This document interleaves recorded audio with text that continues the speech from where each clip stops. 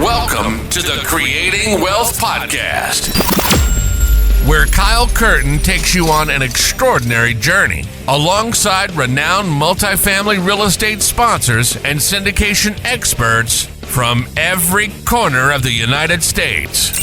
We teach you how to harness the power of passive real estate investing and witness the transformation of your wealth building strategy. Let's create wealth together. What's up, guys? Welcome to episode 131 of the Creating Wealth Podcast. Today, it's another long-form solo episode. Happy freaking Monday. I hope all of you guys had an absolutely phenomenal Thanksgiving, holiday with the family. Black Friday, got some cool deals, maybe picked up some real estate. Kidding. I wish it worked that way. But yeah, so today I'm excited to talk about why multifamily real estate absolutely obliterates investing in a 401k when it comes to building wealth. And I want to start off by saying, all the fun stuff about that's necessary.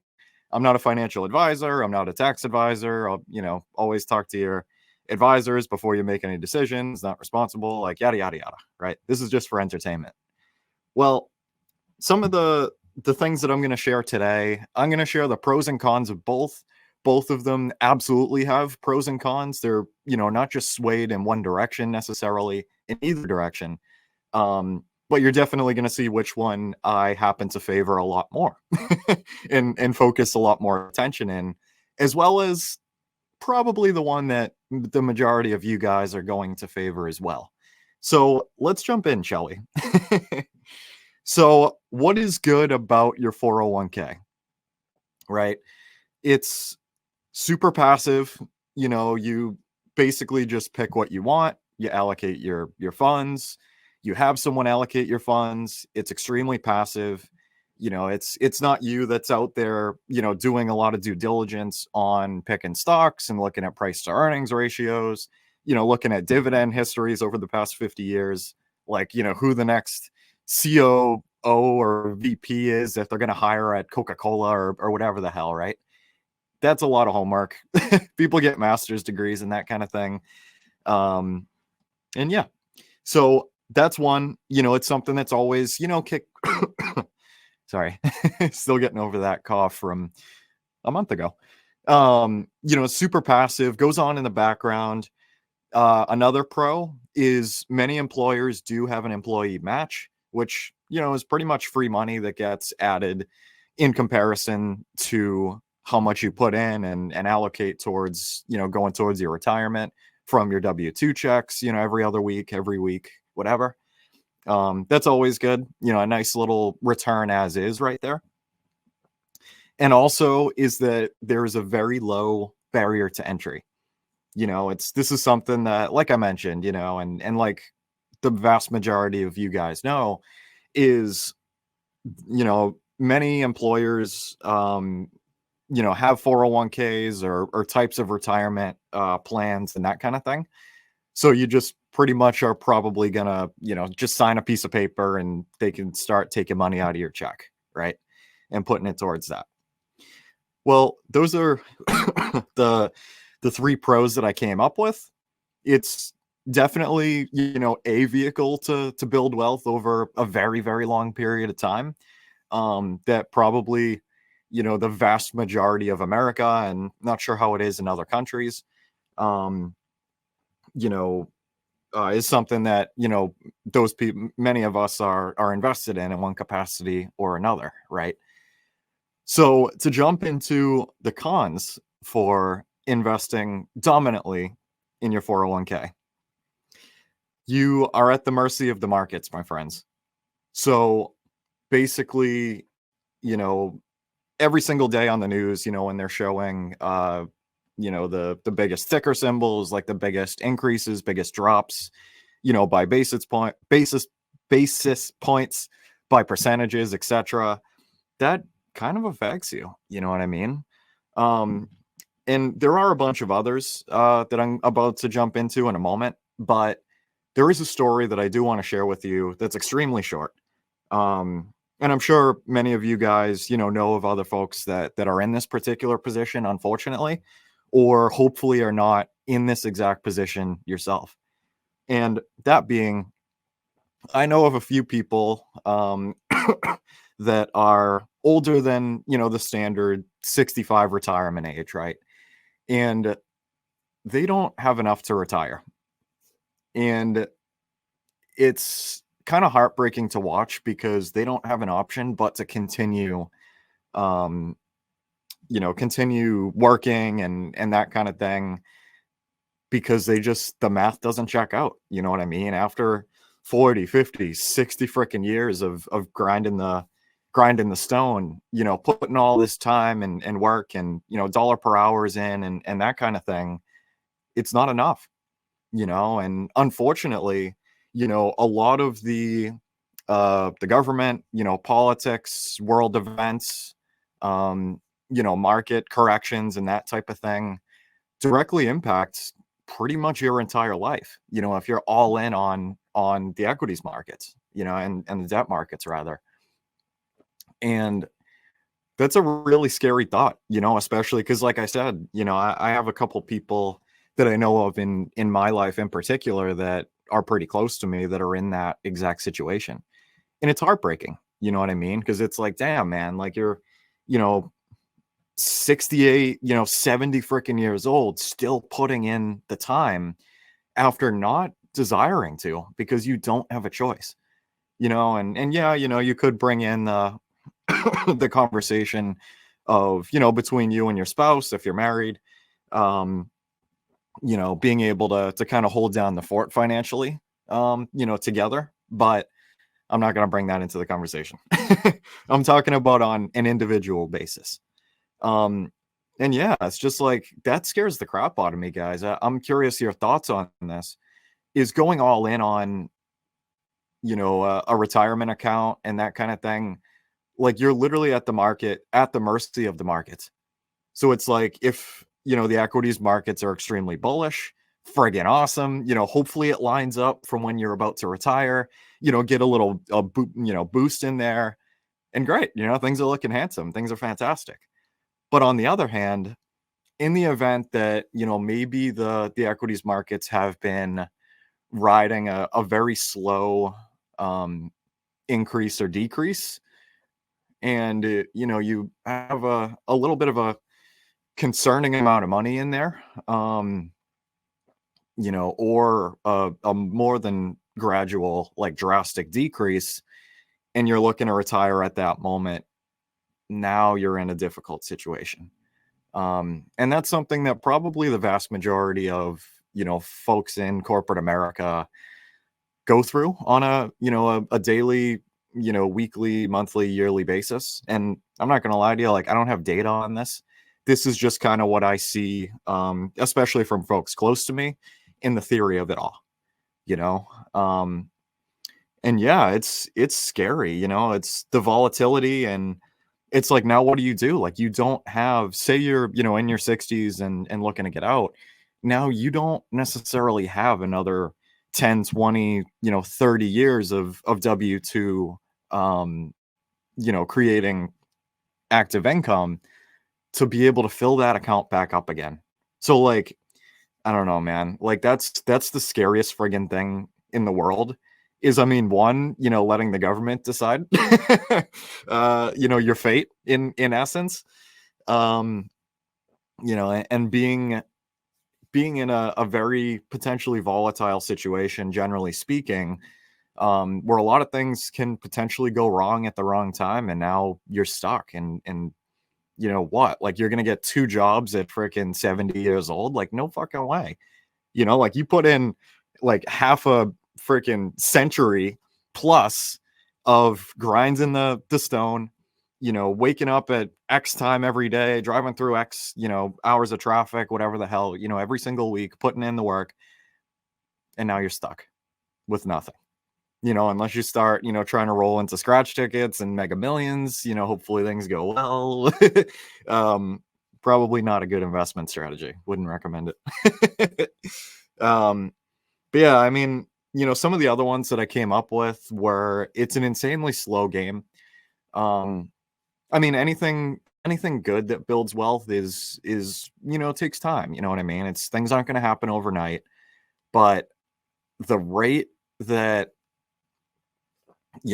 these accounts grow at um probably isn't. I mean, everybody's different, and how things are set up and risk versus reward and that type of thing. But when you're making like sub 8% every single year, it's going to take a while for things to actually happen. It's an insanely freaking slow game that's not in your control at all. You're at the mercy of the markets. Other people are literally controlling your fate with pretty much little to no say on your part. Yeah. One of the other things that is, kind of a personal concern is that it's not tangible.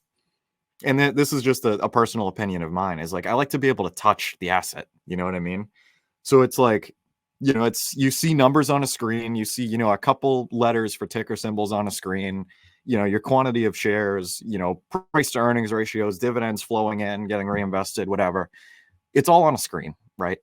Like, long gone are the days of actually getting, physical, pieces of paper or like stock receipts for picking up, shares of companies and that type of thing.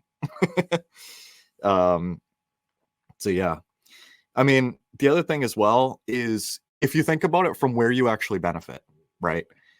You only really benefit from appreciation and dividends if it's applicable for, what your the allocation of your portfolio actually looks like. So the appreciation, yeah, no brainer, you know what I mean?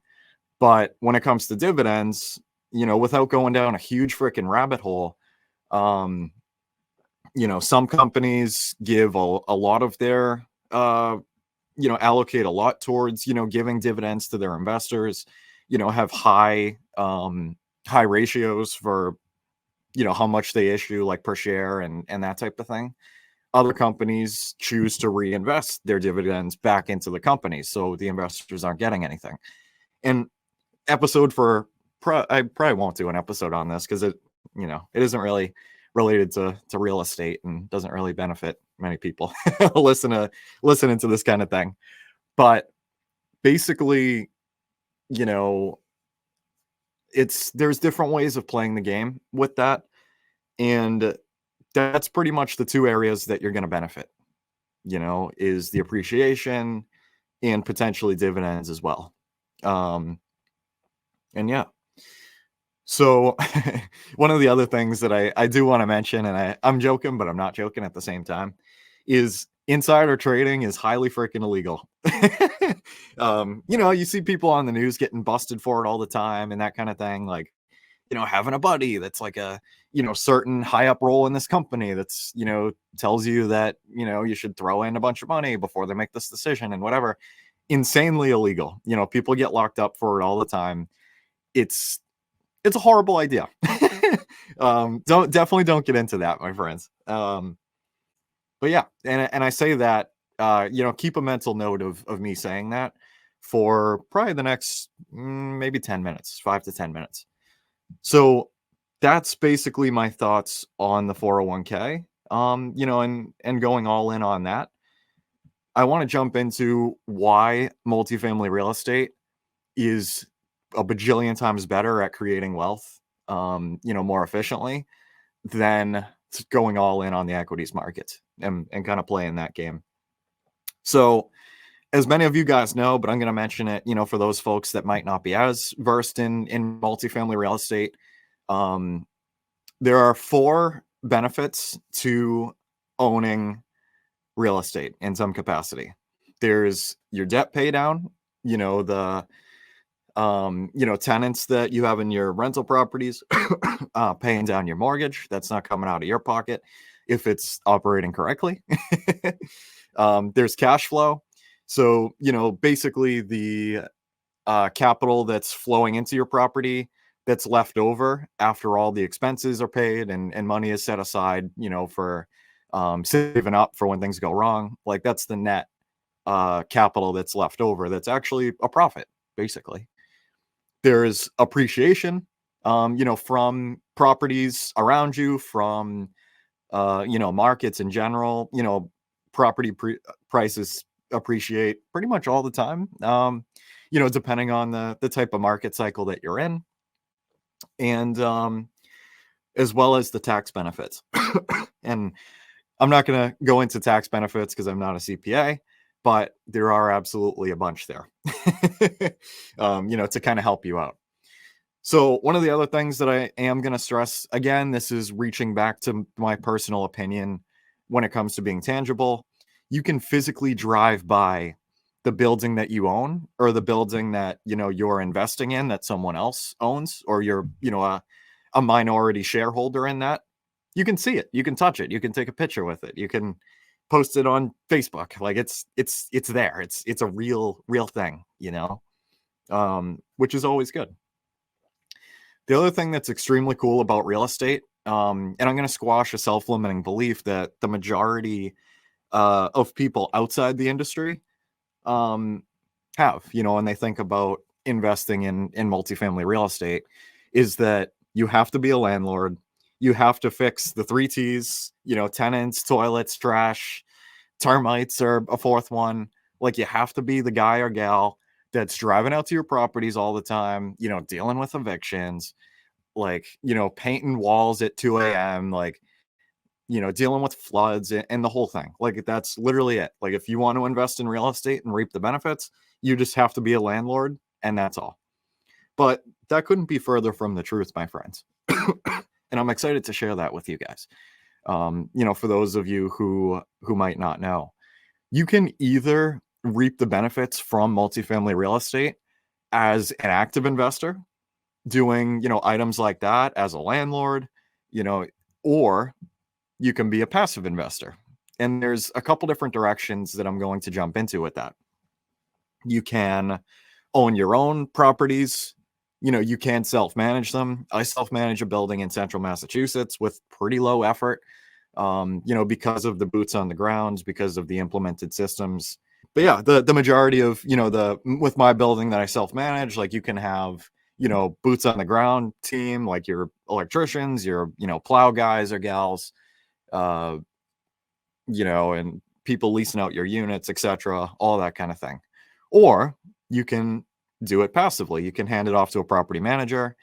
I'm not going to be the guy to tell you that, you're going to be 100% passive once you give it to a PM, because that's far from the truth. You still need to manage the property manager, keep them accountable, keep them in check. You turn into an asset manager.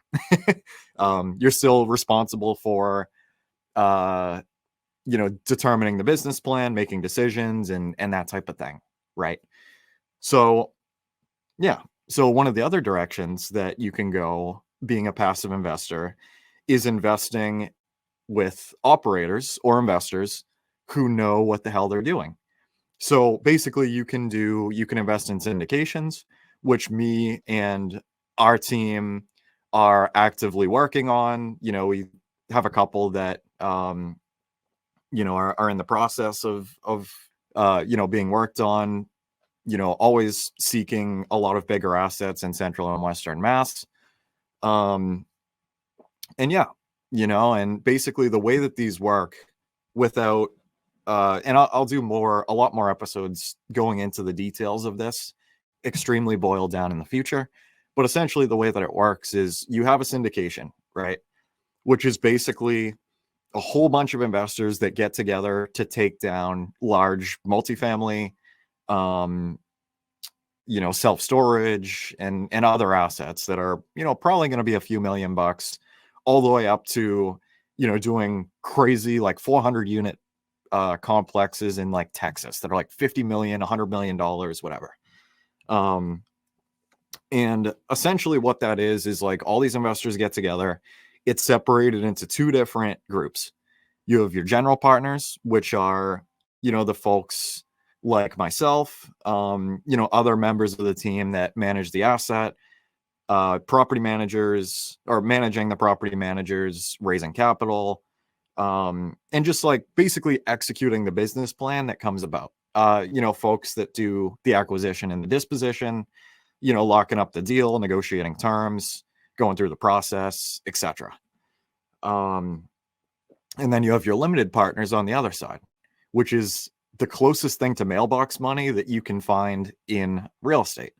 So these are essentially completely passive partners that are essentially, putting up their capital in this deal to make a pretty solid return on the back end. And it's not just like a chunk cash or, a flat 10% return for syndications, because I'm going to jump into that in a moment. Some of the other ways that you can invest as well. And basically what that boils down to is these projects are longer term. They could be between like 4 and 10 years to execute a business plan, to stabilize these assets, get rents up where they need to be. The buildings are probably going to be in some form of distress, right? Or like a mom and pop owner. Believe it or not, there are a lot of mom and pop owners of like, 30, 40, 50 plus unit assets, which completely blows my freaking mind. But it's definitely a real thing that's out in the ecosystem.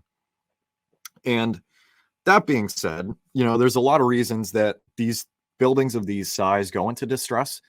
They could just be run like crap, which is usually a pretty big proponent. They could be, have let a lot of issues go, in terms of capital expenditures, like the roof is brutal, like the boilers in the basement are garbage.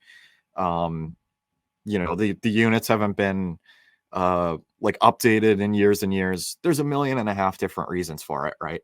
But basically, these investors partner up with the general partners to be able to take these deals down together.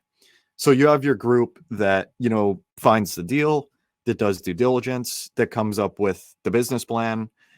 Typically, one note that I want to mention, typically the general partners, well, I should say they need to have tons and tons of experience, especially in that market, stabilizing that particular type of asset, and going through successfully navigating a business plan like that.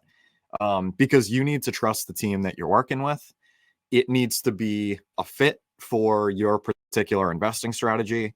You need to be, in alignment with how long these projects are going to take. And it, as well as it can't be your last amount of capital that you're putting into these. Basically, like, it can't be capital that you need to be liquid. Because trying to get capital out of these things, like mid-business plan, is a nightmare. And that's an episode for a whole nother day. But yeah, so essentially that's the way that it works. Typically, these are higher barrier to entry. For syndications, typically minimums will be like 50,000, 100,000, 250,000, etc. But that's the thing, is like, and that actually is a pretty solid transition into some of the other benefits to investing in multifamily that I'm going to jump into. And basically, the relationships that are involved with a deal of this capacity. So, you have your experts in all these areas, have vendors and PMs and that type of thing in the area that make it extremely strong. So basically you have like, a kick-ass team that's working on this deal, that's putting things together, that's keeping into account black swan events as much as, you can, as much as physically possible, for anticipating events.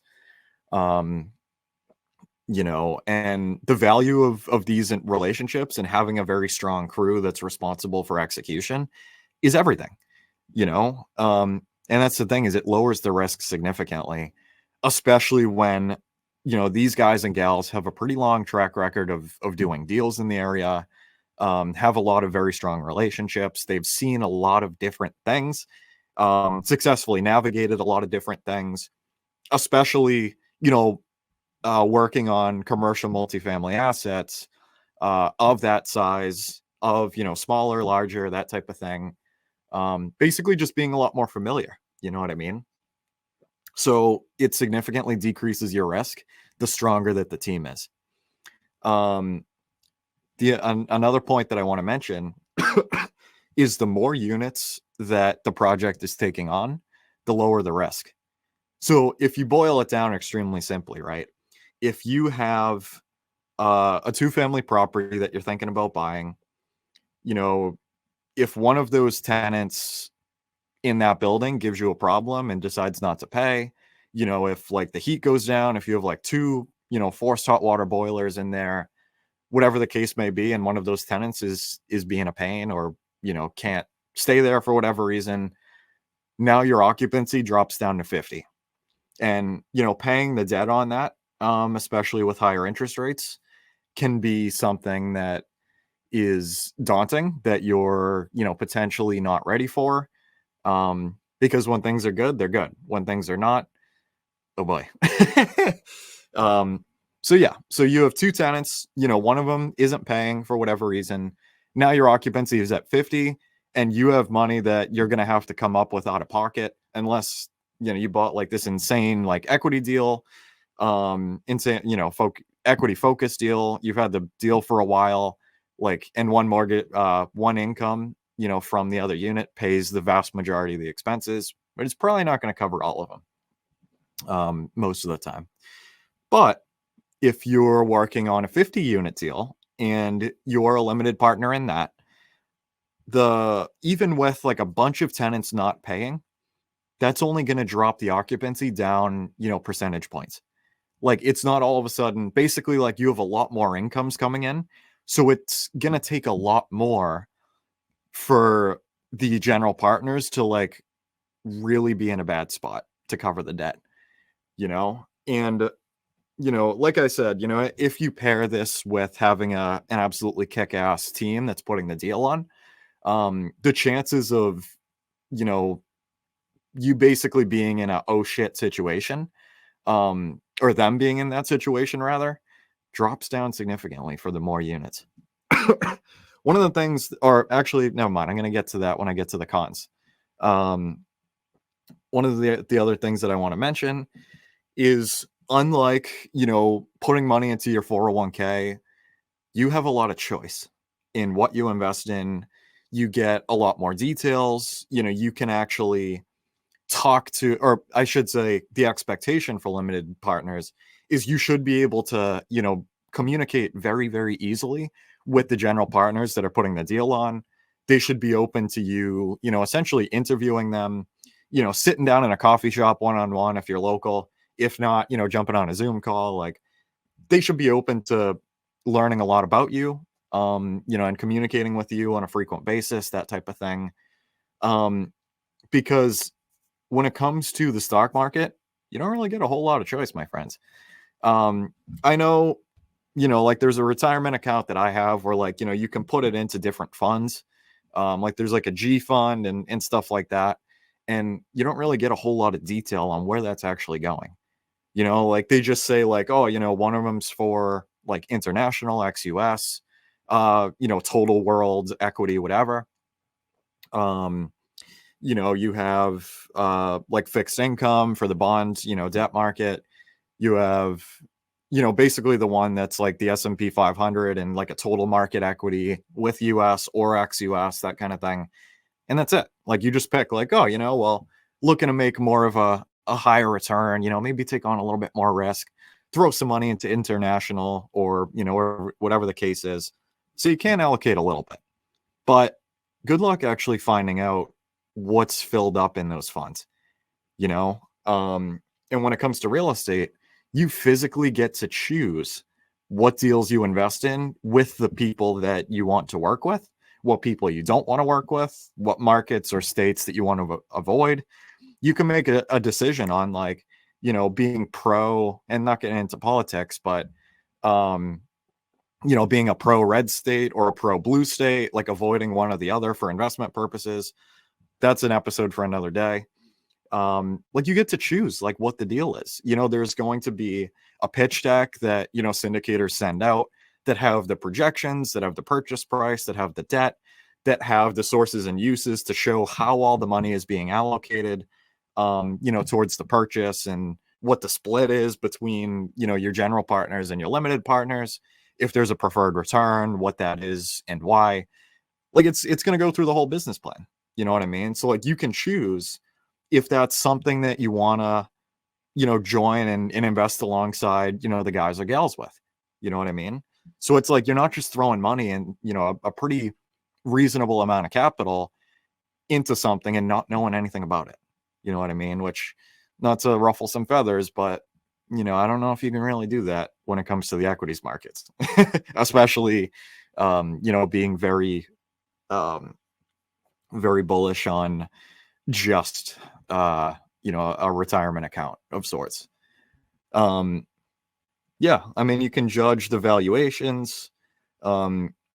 There's a whole episode of this podcast that I highly recommend to you guys if you want to learn more about this, until I make another price solo or, episode with a couple of my partners and that kind of thing, about, questioning assumptions for the, expected rents after units have been turned over, of the general partners for specific deals, questioning,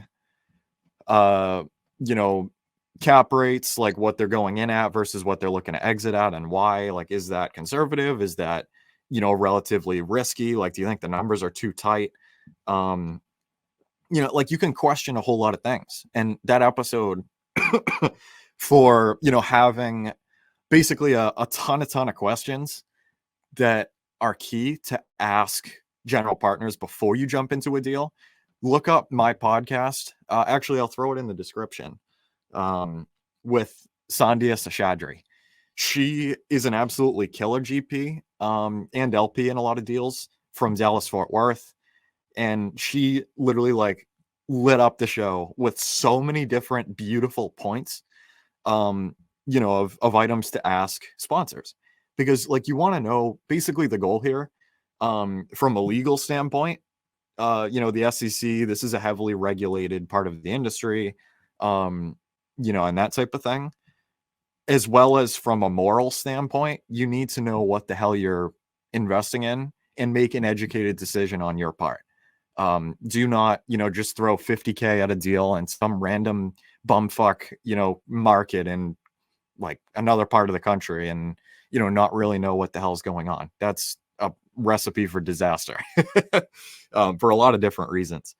But yeah, like you can do a lot of homework yourself. And that's the beauty of this, guys, is like, say there's a town in Western Mass, that there's a deal that popped up in, especially from like us or, another syndicator team out there. Maybe you're not familiar with the market, as familiar with the market. You can look up, like Holyoke, Mass. Go to a couple websites like City Data. And there's another one that's like USA Data, I believe, or USA something.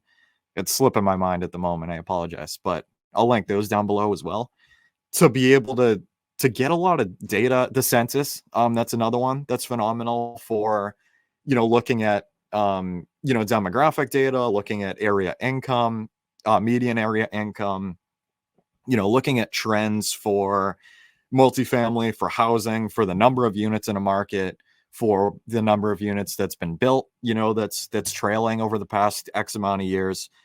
Looking at crime statistics. Neighborhood Scout is a phenomenal website for that, by the way. It's all broken down in like, certain shapes and or certain shades of colors rather, for areas that might be known for a bit more crime, based on past data, as well as, lighter fair areas that, may not have that much crime. You can look up the master plan, for the market, and it should be on, like just the town's website or, it should be on the town's website. Basically that's like the city's plan for where they're allocating a lot of attention, how they're looking to improve the city, what particular, sometimes they literally like on a map that's in this thing. I've seen this for Worcester, Massachusetts, where they literally outline like, this triangle right here, is for us, and rehabilitating, fixing up, like that type of deal. You can tell literally where the city is focusing its efforts You can tell how things are going. Typically there's, documents in these things that show you like what the proposed plan is, like when the date was, how long ago it was updated. And yeah, like basically the status, like you can tell what the hell's going on. And this brings me to my point. Remember when I asked you to remember, a little while ago about my insider trading comment, at the equities markets and how it's super illegal? Well, with real estate, it's encouraged. And this is what I'm talking about, is it's actually, it's a phenomenal thing, to be able to call the town of Holyoke or, we're at Worcester or wherever, and be able to get a lot of information about the market, and from a lot of different angles, to make a determination if your general partners are making correct assumptions, conservative assumptions, and two, if it's if it's an area that fits your investing goals and you're in alignment with it, and it's like you can look at past rents, like look at like rentometer.com, look at the what's it called, forgetting the name of the website there, basically like going to HUD, like looking at like HUD.gov and looking at the fair market rents for particular markets, like what direction are they going, like you can see the past couple years and that kind of thing. Look at what the HUD determines fair market rents to be over there, especially if there's a component of that syndication where many of the potential residents in the building could be low income, could be on assistance programs. Like these are numbers that you really need to know. You know what I mean? Like don't just assume like, oh, well, this unit's going to go for $2,000 a month and like everything's fantastic. The numbers look great. Like people are going to love this. Everything's sunshines and rainbows and fireworks, and wow. You need to dig deep into these details, guys, before you invest in anything.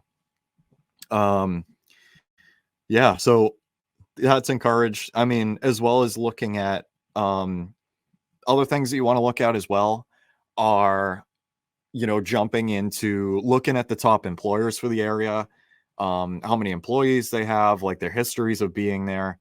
Typically you don't want like I forget the name of it. I heard this term recently and I really dug it. Basically, like you don't want to, or I should say, I would be skeptical if you invest in a market that has like one economic driver, that drives everything. So if you have like, I don't know, like an Amazon, facility in one of these markets, and that's really like the biggest employer they have, and that's it. Like everybody else is 10 times smaller from pretty much all fronts. What happens in the event that you're in year 4 of a syndication, you have your capital, tied up with this, things are going good. All of a sudden, Amazon pulls out of the market, takes like 20,000 jobs with it or whatever. Well, shit. Well, now you're in a predicament, but, or yeah, basically like the term, one of the terms that I heard mentioned is like a one-stop, maybe like a one-trick pony market or something like that. Like something having to do with a pony and like a one pony show or something like that. Basically, like you just have one force that's in there, that's driving everything. Now, to jump, into another direction, if you have a market like Springfield, Mass, you can look up, like there's Mass Mutual that's there. That's a ridiculously big insurance company.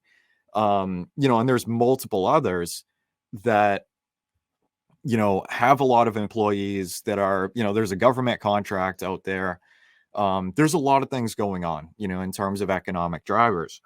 And that's something that you want to be aware of. You know what I mean? Like just this, basically, like this is my long awaited point, is you can do your homework. Insider trading is encouraged. Do all the freaking homework that you can before you jump into, a project, especially as a limited partner. Don't just go in knowing freaking nothing. Especially investing, like $50,000 for a minimum and stuff like that. Like, don't just throw your money and gamble. That's not at all what this is. You have a lot of choice when it comes to this kind of thing. And you need to know what the hell's going on. one of the other things that I could jump into is, even in a market correction, people are still going to need a place to live. And I could talk about, using fixed debt versus variable debt as well. We absolutely love, fixed agency like Fannie Freddie debt.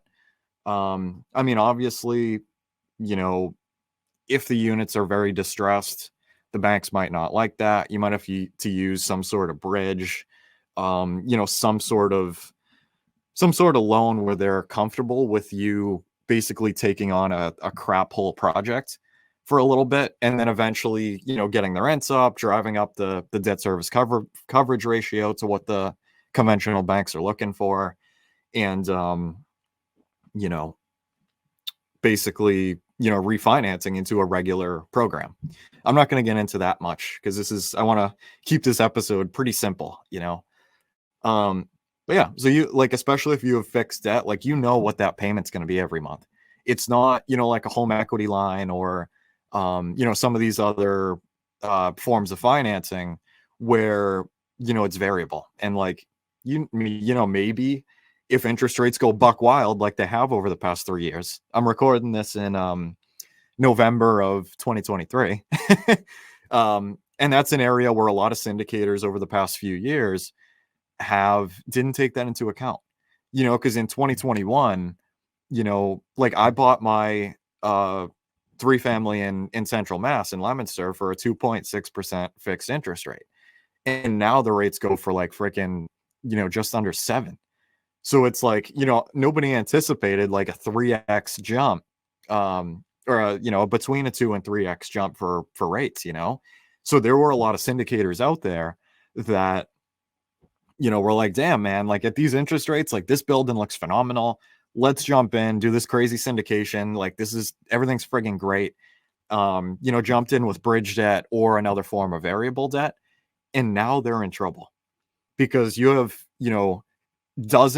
likely dozens, or if not more than that, investors that are into projects for $50,000 or $100,000 a head, probably potentially investing a lot more than that. Now in a situation where even the debt can't be covered, so it's shit, what do you do? And that's literally nightmare fuel. And it's, I don't know, I'm not going to get into this, but it could be, potentially gambling with investors' money, because what happens if you're in that situation? I wouldn't be able to sleep. You know what I mean? And it's not to mention your reputation is everything. So now if you have a deal that has to get foreclosed on, because you can't weather the storm, good luck trying to do another syndication. You know what I mean? Because word travels, and yeah,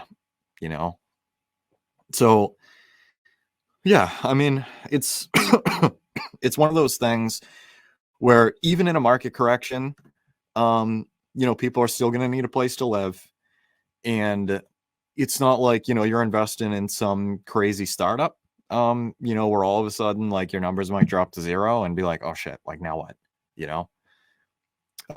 another bullet point here that I have is, generally speaking, rents typically don't go down, and again, this is very general advice for more painting the concept of multifamily and the benefits, pros, cons, etc. I'm not going very deep into particular, parts of the country and how it works and that type of thing. But yeah, generally, rents typically tend to go up. They usually don't go down.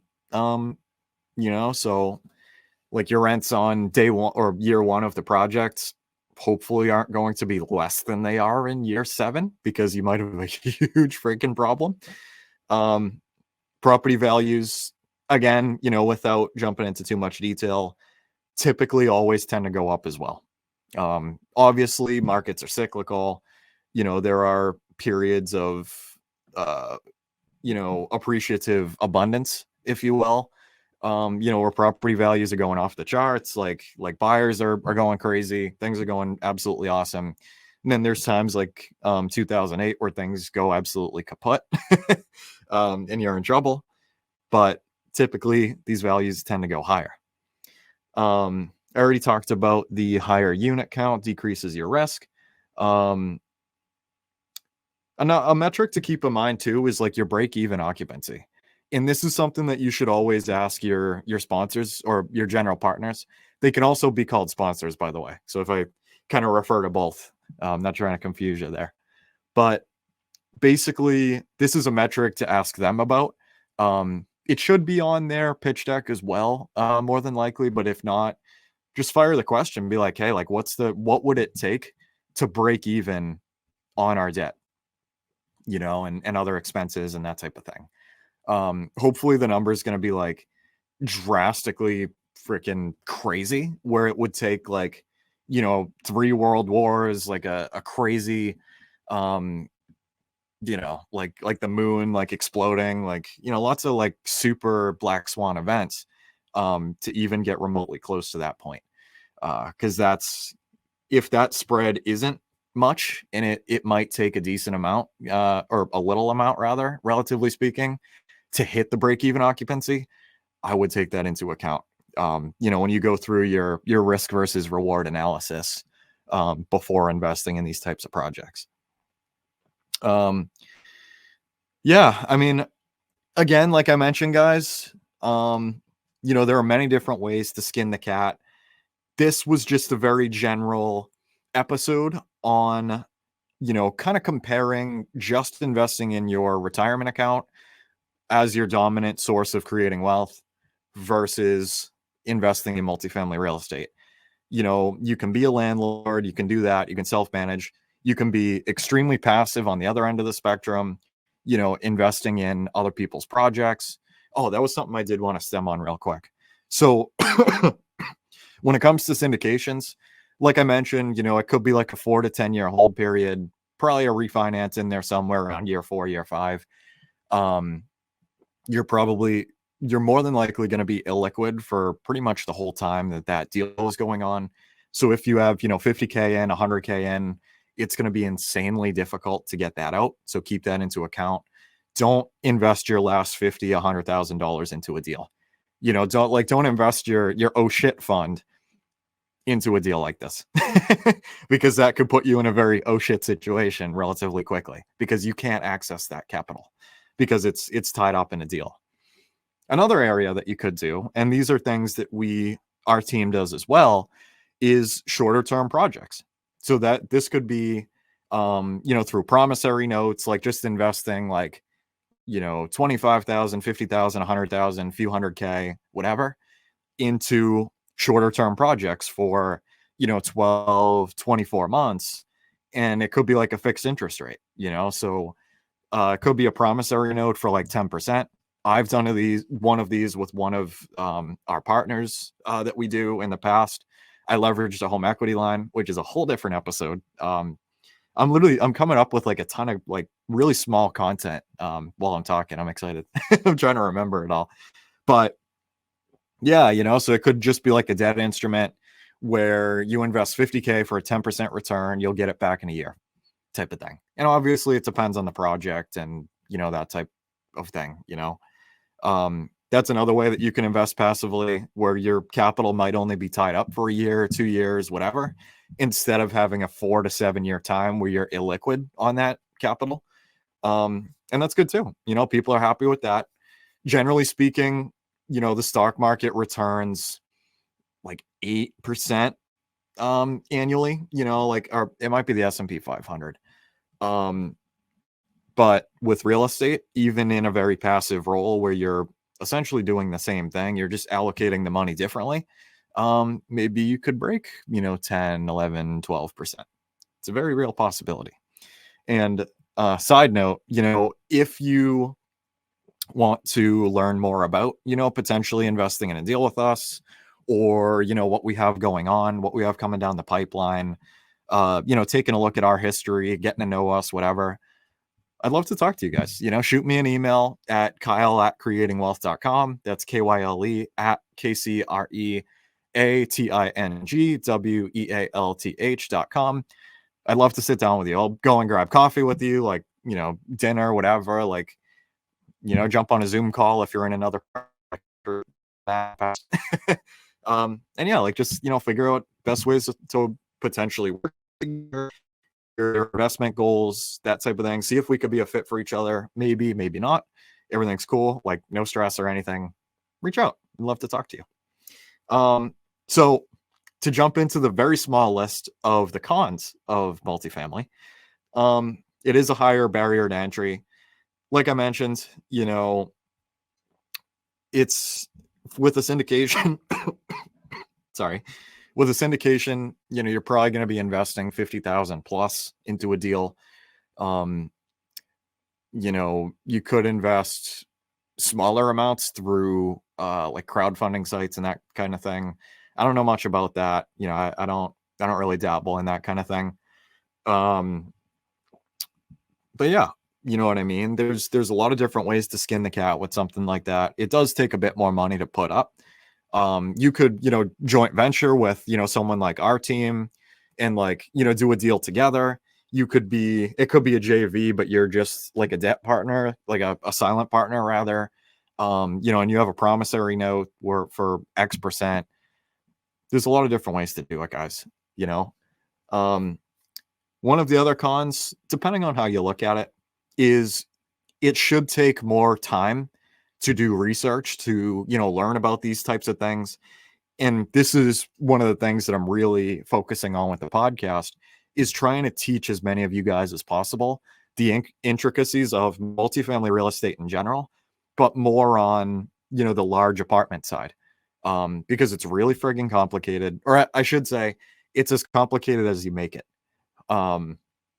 Many people, want to invest passively in syndications or in JVs, whatever, but don't want to sit down and learn, what the hell the difference is between a 506B and a 506C, or, the 30 things that I should ask a general partner, like, how it works with an IRA and like the kind of taxes that might come from that. Like, there's a lot of different intricacies, so that's why I'm trying to keep these as boiled down as possible. And there was a shit ton of info in here, guys. Again, I'm going to do a lot more episodes about really like just educating and teaching people how this type of thing works. And yeah, you know what I mean? Because it's a lot to pay attention to. And I would argue that if you don't do a lot of research before jumping into any form of real estate, then you're gambling. Because again, guys, there are a shit ton of pros to investing in real estate, multifamily, active or passive, but there is also risk of losing your capital, just like there is with your 401k, with your, putting it all on red at the freaking blackjack, roulette table, blackjack table, whatever, throwing all your money at scratch tickets. There is a possibility of winning, but there is also a possibility of losing. And having a lot more control, you're a lot more in control of your outcome. Not 100%. Like, there are no guarantees in anything. But again, you have a lot of freedom of choice and control in what type of part of this space you want to actually jump into. And if you have a hard time figuring that out, again, email me, guys. Go back and listen to my email. I have conversations with people all the time about like their investing goals and what they're looking to do, in a certain time period, like types of projects, they're comfortable with, not comfortable with, markets, that type of thing. I'd love to talk to you. You know what I mean? Like, no stress. Like, I'm not pushing you into anything or whatever. Like, I just, love this stuff very much. I'm an investor myself. I occasionally do agency as well. I've helped some other folks, jump into their first building, sell off, multis and that type of thing. And yeah, so it's, as well as, being involved with the guys in acquiring large multifamily, apartment assets in different parts of Massachusetts. So yeah, so I'm all in. I'm thinking about this stuff constantly. I'd love to help you where I can. Yeah, always research a whole bunch, or just listen to the show. And if I'm doing a good job, it should hopefully educate you a pretty solid amount before you jump into anything. Yeah, exactly. I would say the last thing when it comes to limited partners jumping into a syndication is this is both a pro and a con, depending on how you look at it. And I want to say that for a reason, because you do not have voting rights or control in how the deal gets done. That being said, the team of experts is there for a reason. You need to be very, very comfortable with them, their experience, all the things that I talked about in the show today, before you do anything. You need to be comfortable with the plan, because you don't really get a say in what happens. They do these investments for a reason, guys. It's nearly completely passive. That being said, you're not just going to be left in the dark for 4 to 10 years about where the hell your 50K is gone. You should have like monthly updates, quarterly updates, showing financials and that type of thing, looking at how projects are going, be first on the list for when things are not going well at the property. If people avoid telling you bad information, it's probably a sign not to invest with them again. The pro of this situation having, little to no control is you literally just let your money do its thing. You let these guys and gals that are experts take care of it, and you don't have to worry about anything, while being updated a ton. So it's like, it's not going to burn a hole in your pocket and all of that, and risk of like, trying to find something to put it into, and like, having that on your conscience of like, oh, this money's just sitting here. Like, I don't know what the hell to do with it. Like, potentially put it into something not so well, something a lot more risky than you're used to, etc. So that's something to absolutely keep in mind as well. Yeah, as always, guys, I had a fun time with this one. I'm hoping that, feel free to share this episode with a lot of people that are outside the real estate industry.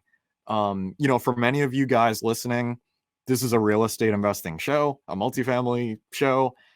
So you're probably new the vast majority of what I, talked about today. But for the folks that are outside the industry, this was probably all new.